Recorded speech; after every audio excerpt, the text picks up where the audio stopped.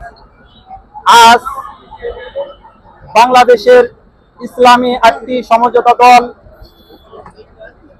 5 দফা জুলাই সনদ বাস্তবায়ন সহ গণভোট আদায় সহ 5 দফার দাবিতে ঢাকা পল্টন ময়দানে বিশাল এক সমাবেশ আয়োজন করেছিলেন।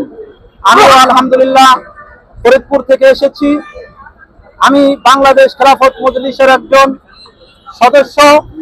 আমি বর্তমান প্রধান উপদেষ্টা ইউনূস সরকারকে বলতে চাই, আপনারা দেখতেছেন আমাদের দাবি 5 দফা দাবি।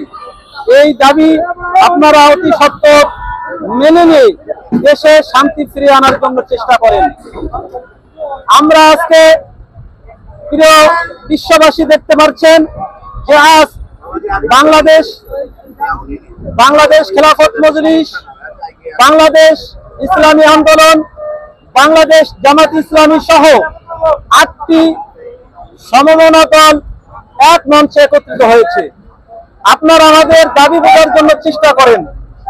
আজকে জুলাই সনদ বাস্তবায়নের সময় আবু সাইদ মুগ্ধ এরা জীবন দিয়েছে এবং আমরা শাপলা চত্বরে 2013 সালে অনেকে জীবন দিয়েছে, আমরা রক্ত দিয়েছি। পিলখানায় 77 জন এরকম ভাবে সেনারা জীবন দিয়েছে।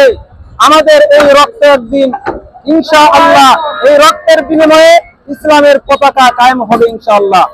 সেই জন্য আমার অনুরোধ সাংবাদিক ভাইরা এবং